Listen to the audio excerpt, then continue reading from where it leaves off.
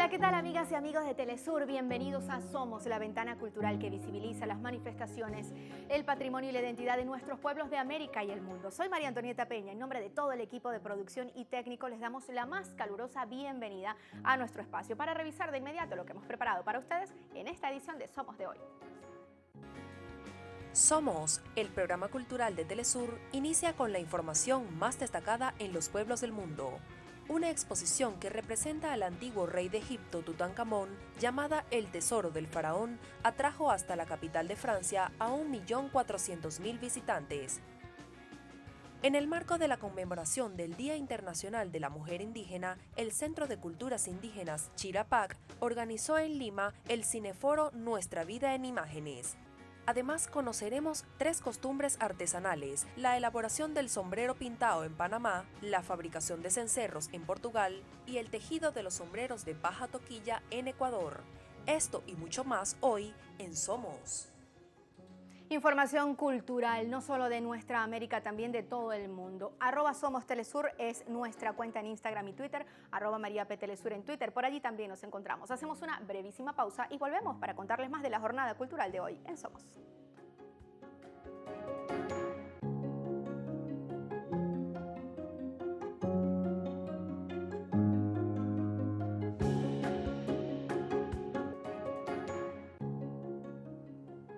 Estamos de vuelta para comenzar nuestro recorrido cultural. Lo hacemos en Francia, una exposición que representa al antiguo rey de Egipto, Tutankamón, el tesoro del faraón, atrajo hasta la capital francesa a 1.400.000 visitantes. La muestra, inaugurada el 23 de marzo y prevista hasta el próximo 22 de septiembre, posee alrededor de 150 objetos originales como estatuas, mobiliarios, entre otros, que se mantienen en un impresionante estado de conservación a pesar de haberlos encontrado en el año 1922 en la tumba del conocido faraón.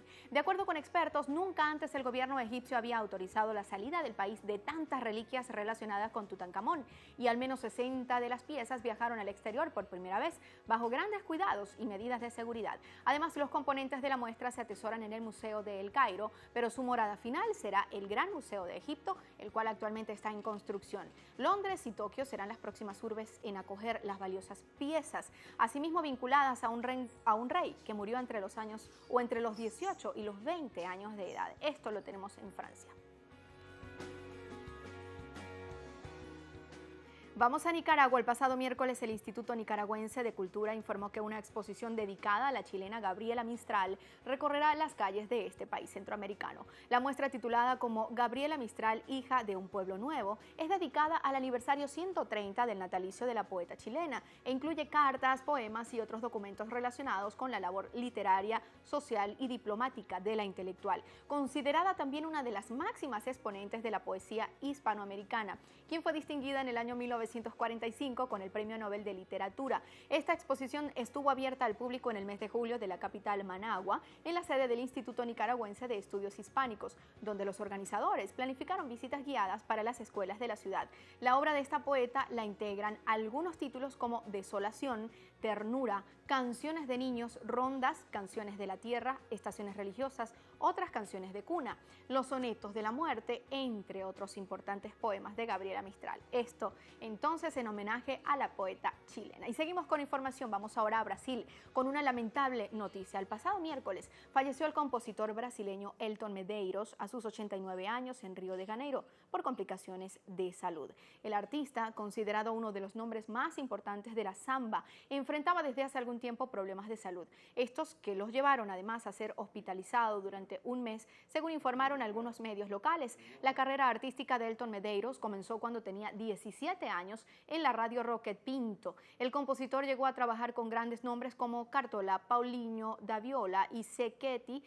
También es el autor de grandes clásicos, entre los que se encuentran El sol saldrá, Donde el dolor no es correcto, y Corazonadas y lesiones. Además, aunque se graduó de negocios, dedicaría toda su vida a la samba, grabando 25 álbumes. Medeiros también fundó el ala de compositores aprendices de Lucas y fue uno de los grandes partidarios de Cicartola, considerada la primera casa de samba en el país. Así la samba se despide entonces de este gran músico, compositor y talentosísimo brasileño.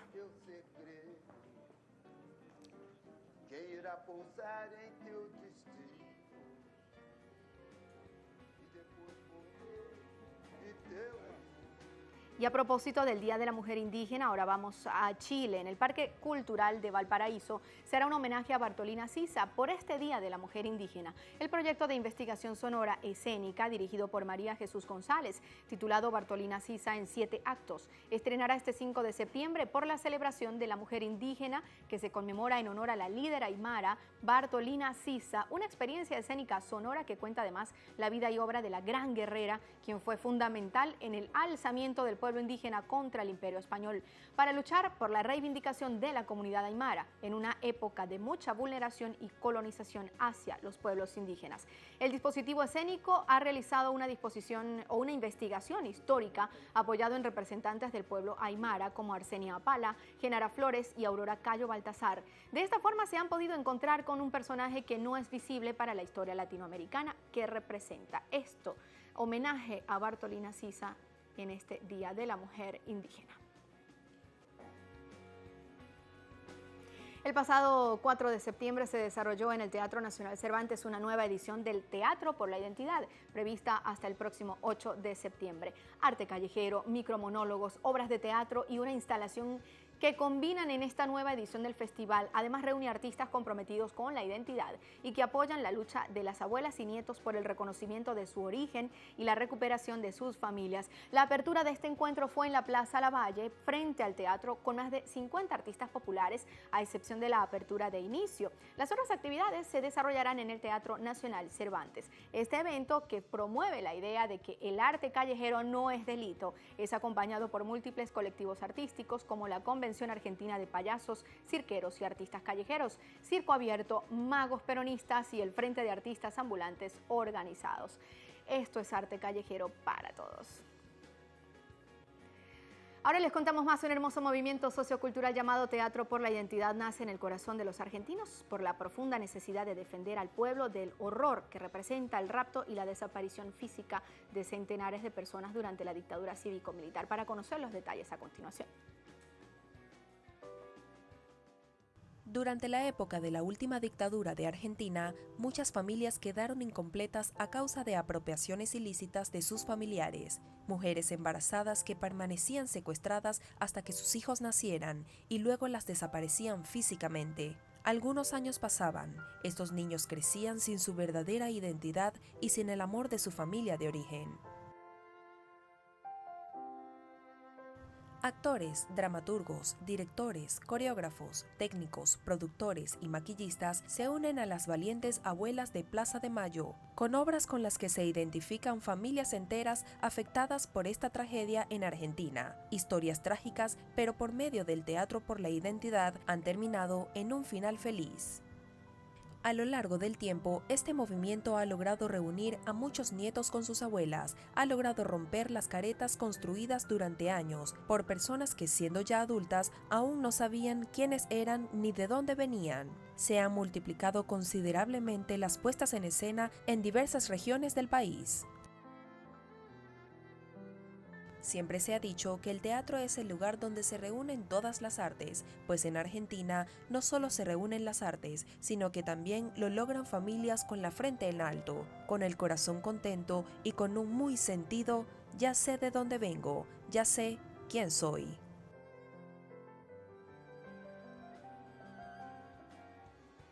Así, de esta manera, el teatro y el arte le dan voz a tantas luchas, en este caso en Argentina. Hacemos una nueva pausa en Somos, volvemos con más información cultural de la jornada y de nuestro patrimonio en el mundo. Ya volvemos.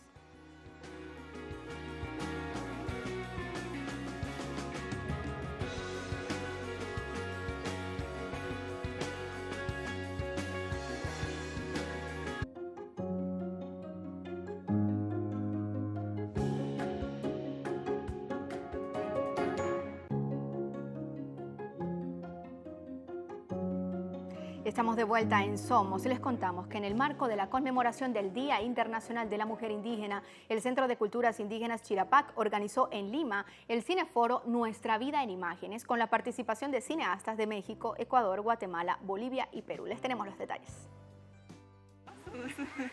El cine se convirtió en una herramienta elemental para visibilizar los problemas que afectan a las mujeres indígenas y a sus comunidades. permite que nosotros podamos ahora contar nuestras propias historias desde nuestras propias dolencias o alegrías. Como romper esto de que te den diciendo cómo somos los pueblos indígenas, cómo nos gusta o cómo odiamos, no sé, sino que seamos nosotros mismos los que podamos contar y también poder debatir cosas que nos están afectando, como cuestiones políticas, sociales, culturales.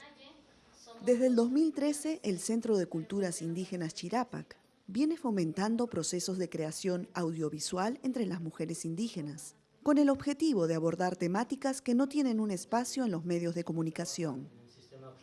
Las mujeres indígenas nos vemos enfrentadas a distintas situaciones, desde la discriminación, el racismo, desde las consecuencias del cambio climático que vienen afectando nuestros territorios, nuestras propias vidas, nuestro acceso al agua, etcétera, ¿no? Entonces, desde este contexto más general queremos abrir también un espacio de diálogo y poder conversar entre nosotros y también que el público en general conozca cuáles son las dificultades, las problemáticas que vienen suscitando con nuestras comunidades y con nosotras como mujeres indígenas. A partir del cine indígena realizado por mujeres, se han tocado temas de violencia a través de historias originadas en sus comunidades, pero que son problemas universales.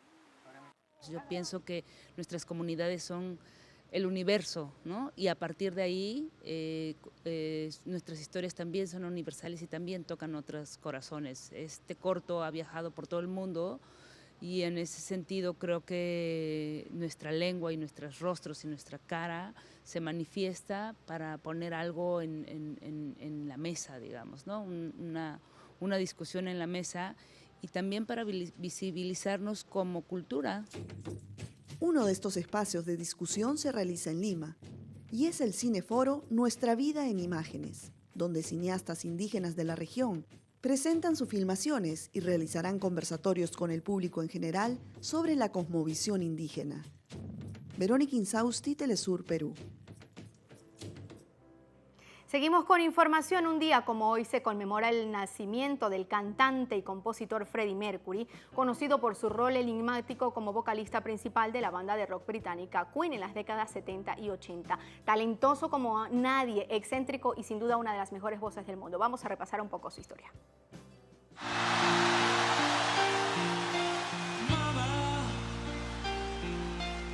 Freddie Mercury nació el 5 de septiembre de 1946 en la isla de Zanzíbar, Tanzania, situada en la costa este de África. Su nombre verdadero era Farrokh Bulsara. De pequeño, sus padres decidieron enviarlo a la India con sus tíos para que recibiera una buena educación. Tiempo después, se interesa en el deporte, especialmente en el boxeo, pero su madre hace que cuelgue sus guantes por considerar esto una práctica violenta. En adelante, inició la pasión de Bulsara por la música. Se apuntó a clases de piano e ingresó a los coros de la escuela. Debutó como pianista en el grupo musical The Headaches. Luego emigró a Reino Unido. Jamás volvería a su tierra natal ni tampoco a la India. En 1969, Freddie debutó en público con una nueva banda, pero al tiempo, la iniciativa fracasó, como muchas otras, hasta que su sueño lo volvió materializado al cruzarse con el viejo amigo Tim Steffield. Junto a él, dan rienda suelta creativa para el inicio de la agrupación Queen.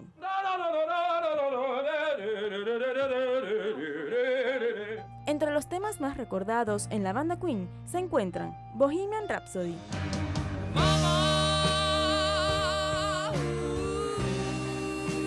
We Will Rock You,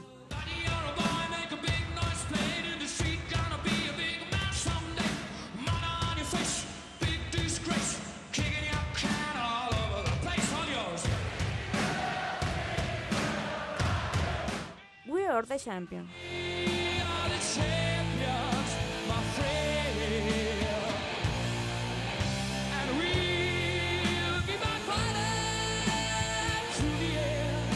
Estos y otros éxitos le valieron centenares de reconocimientos, millones de álbumes vendidos en todo el mundo y la capacidad de conmocionar multitudes que atestaron estadios, ansiosas por deleitarse con la calidad de voz, interpretación e histrionismo de Freddie Mercury.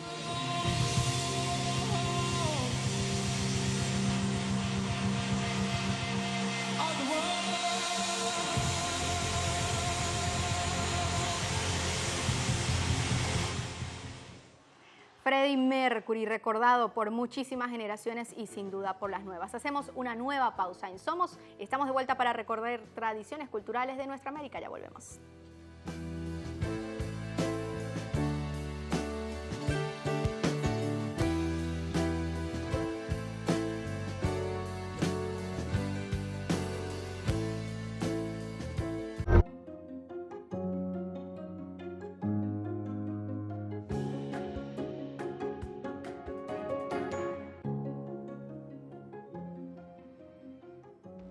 Estamos de vuelta en Somos, así les contamos más acerca de las tradiciones y manifestaciones culturales de nuestros pueblos. Iniciamos en Panamá. Las fibras vegetales son parte de las costumbres de este país. ¿Han usado ustedes alguna vez un sombrero Panamá? Les contamos cómo se elabora. Las fibras vegetales para preparar los talcos, pintas y crinejas del sombrero pintado se obtienen mediante procedimientos manuales, utilizando 5 clases de plantas y barro. Los artesanos cultivan las plantas, trabajan las materias primas, trenzan las fibras y confeccionan con ellas este tipo de sombrero que forma parte de la indumentaria de todas las regiones de Panamá, en los bailes folclóricos y las fiestas comunitarias. Una práctica artesanal que fomenta la solidaridad social, así como la creación de cooperativas y agrupaciones de sombrereros y cultivadores. Con el objetivo de reivindicar la cultura y las costumbres panameñas, se creó el Museo del Sombrero Pintado, situado en el distrito de La Pintada, donde se muestran la vida y las técnicas de los artesanos, así como sombreros de diversas épocas. Además, Panamá celebra el 19 de octubre de cada año el Día Cívico de Conmemoración del Sombrero Pintado, y la Dirección General de Artesanías Nacionales organiza por su parte ferias y mercados artesanales para promover este producto. Actualmente hay más de 400 artesanos que ejercen este oficio, viven de él y se muestran orgullosos de sus creaciones. Ahora les contamos acerca del cencerro, que es un instrumento usado por pastores en Portugal. Los lugareños orgullosos transmiten de generación en generación esta tradición. Vamos a ver los detalles. El cencerro portugués es un instrumento de percusión y diófono provisto en un solo badajo, que por lo general se cuelga al cuello de los animales con una correa de cuero. Tradicionalmente se utiliza por los pastores para localizar y vigilar sus rebaños. Un cencerro se fabrica con una chapa de hierro que se martilla en frío en un yunque hasta obtener la pieza de forma cóncava deseada. Luego esta pieza se recubre con pequeñas láminas de cobre o estaño. Se envuelve el conjunto así formado con una mezcla de barro y paja, se mete en la fragua para soldar los metales, se saca del fuego y se sumerge en agua fría para obtener un enfriamiento rápido. Se retira la envoltura de barro quemada quebrándola, se pule el revestimiento de cobre o el estaño y por último se afina el sonido. La ciudad de Alcáçovas es el centro principal de fabricación tradicional de cencerros en Portugal, y los habitantes se enorgullecen de ser depositarios de este legado cultural. Actualmente, el cencerro se utiliza como instrumento musical, ya que con los nuevos métodos de apacentamiento del ganado, se necesitan cada vez menos pastores y además va en aumento la producción de cencerros con técnicas industriales más baratas. Y de Portugal nos vamos a Ecuador. En Somos les mostramos sobre la elaboración del sombrero toquillo, una práctica que encierra mitos y enigmas. Muchas leyendas giran en torno al origen del sombrero de paja toquilla, lo que ha impedido tener con precisión un referente histórico concreto. Sin embargo, algunos historiadores señalan que se remonta al periodo formativo entre 3500 y 500 a.C., representado principalmente por las culturas Valdivia y Chorrera. Este sombrero se teje con las fibras de una palmera peculiar que crece en las costas del Ecuador. Los agricultores del litoral cultivan los toquillales y recogen los tallos a fin de separar luego la fibra de la corteza verde, hirviendo esta última para eliminar la clorofila y secándola después con carbón de leña y azufre para que se blanquee. Con esta materia prima, los tejedores comienzan el tejido de la copa y del ala del sombrero. El tejido de un sombrero puede durar de un día a 8 meses, según su calidad y finura. En la comunidad costera de Pile, los tejedores confeccionan sombreros extra finos, que requieren la existencia de condiciones climáticas específicas y un número exacto de puntos en cada hilera del tejido. Finamente se lava y se blanquea el sombrero antes de plancharlo y hornearlo. Los tejedores son en su mayoría familias campesinas y las técnicas de tejido se transmiten a los niños en el hogar mediante la observación y la imitación. Las técnicas y conocimientos engloban una trama social compleja y dinámica que comprende entre los elementos las técnicas tradicionales de cultivo y producción, diversas formas de organización social y el uso del sombrero como parte de la indumentaria colectiva y festiva. Para las comunidades que la perpetúan, esta tradición artesanal constituye un rasgo distintivo de su identidad y un componente importante de su patrimonio cultural. Hermosos los trabajos que nuestros pueblos realizan con sus propias manos. Nos vamos, pero los dejamos con imágenes del Día Internacional de la Mujer Indígena. Feliz día para todas las mujeres que hacen vida por un mejor país y en sus comunidades. Los dejamos, @SomosTelesur en Instagram y Twitter, @MariaPTelesur. Por allí también nos encontramos. Gracias por estar con nosotros en Somos, la ventana cultural de Telesur.